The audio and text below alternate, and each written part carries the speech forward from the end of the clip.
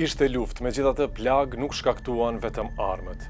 Mira gra dhe burra në Kosovë dhunuan seksualisht gjatë luftës viteve 1998-1999, por a bëri Kosova sa duhet për ta mbrojtur dinjitetin e tyre në 25 vjetet të fundit? Mendimet janë të ndryshme.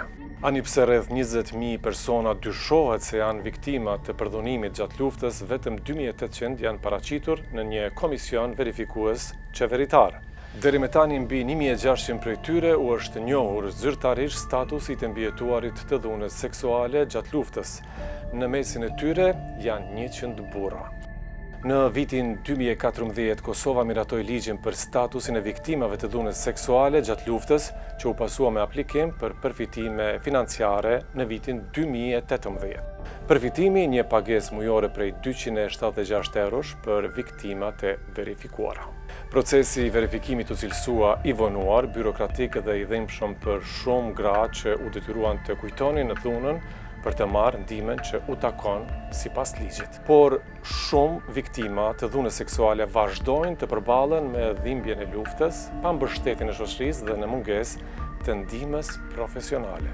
Në vitet e fundit, viktimat e përdhunimit kanë folur haptas për përjetimet e tyre. Vasfie Krasniqi Gudman inkurajoi gratë dhe burrat të aplikojnë për njohjen e statusit.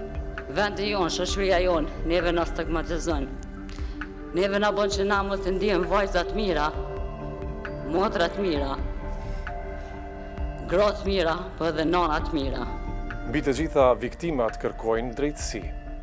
Na e dojnë një drejtësi për neve, për gjithë popullin tonë që gjithë qëto që na kanë dhunu edhe maltretu me dalë në skenë edhe me dënume.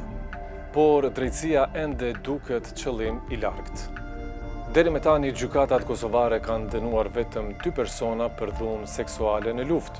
Rasti i parë ishte në vitin 2021 kur Zoran Vukotić u dënua me 10 vjet burgim për dhunë seksuale gjatë luftës. Rasti i fundit ishte këtë muaj kur gjykata themelore në Prishtinë dënoi me 15 vjet burgim Živojin Nesiqin për përdhunimin e një gruaje.